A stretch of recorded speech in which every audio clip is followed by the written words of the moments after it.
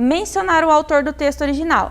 Isso aqui também é uma coisa, gente, que é indispensável. Na verdade, eu acho que é até impossível você fazer um bom resumo sem mencionar o autor do texto original em diferentes partes do resumo e de diferentes formas.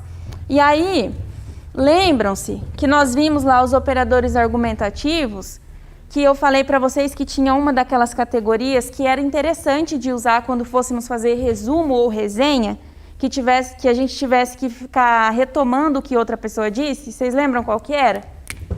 Os operadores argumentativos de...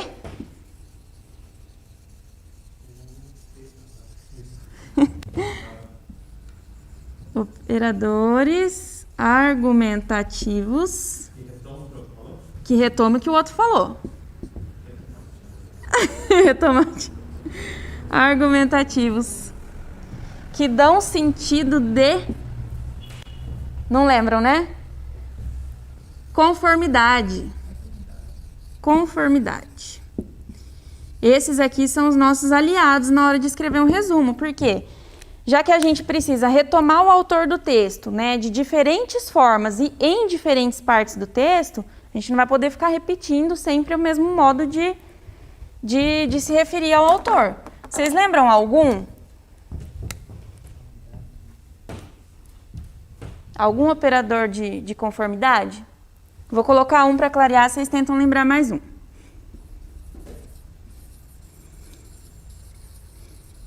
De acordo com, conforme,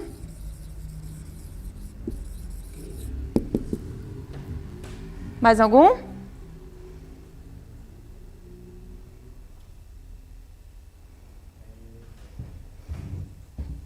De acordo com, conforme, conforme, né? Conforme.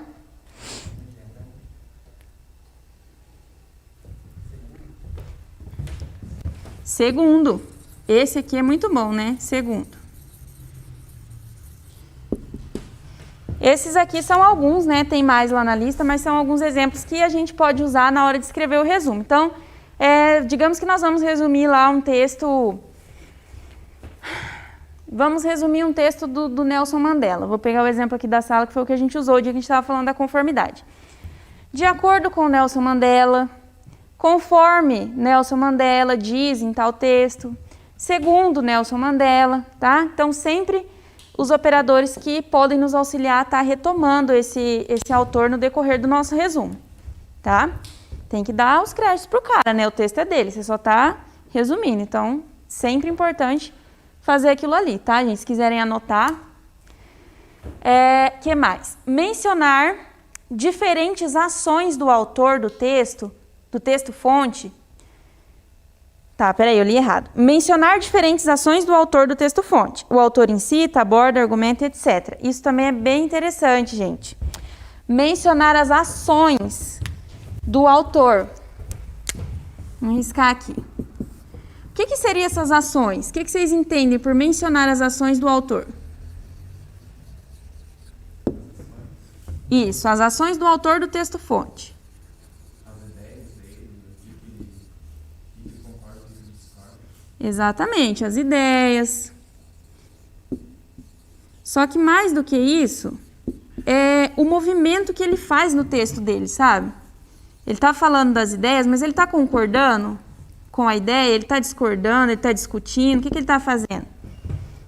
As ações do autor do texto-fonte. Deem uma pesquisada, eu vou até... Lembra que eu deixei a listinha... Vou falar para vocês a lista dos operadores? Vocês tiveram acesso? Sim, né? Tá, né? Ok, eu vou fazer uma também, e deem uma pesquisada na internet que é bem interessante, gente, pode ajudar bastante. Os verbos de dizer. O que seriam os verbos de dizer? São os verbos que vêm para denotar essa ação de dizer, de discursar, de falar, essas atitudes, essas ações que o autor tem dentro do texto dele. Então, o autor faz o quê? Olha ali, os exemplos de verbo de dizer. O autor incita. O que mais que está lá no slide, gente? Incita, aborda... Colocar no infinitivo. Incitar, abordar, argumentar. Que mais? Que mais que um autor faz ali no decorrer do texto? Para falar das ideias dele, para expor, além de incitar, abordar, argumentar.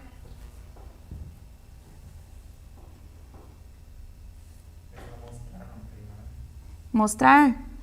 Pode ser assim, se ele estiver apresentando as ideias, né? No sentido assim de uma exposição de ideias. Apresentar. Ele pode questionar alguma coisa.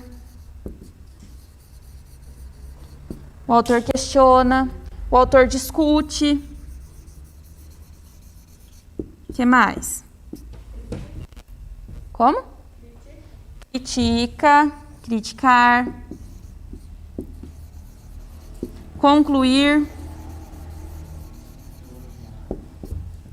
Elogiar. Tudo isso aqui, gente, é eu que vou escolher isso aqui? Eu que vou escolher quais são as ações do autor? Não, eu vou identificar a ação do autor lá no texto, né? Falta um minutinho para terminar a aula, vamos terminar só essa última aqui e aí a gente encerra, tá? Fazer do resumo um texto compreensível por si mesmo. Isso é ok para vocês também? Tá? O resumo, ele é um texto satélite de outro texto, né?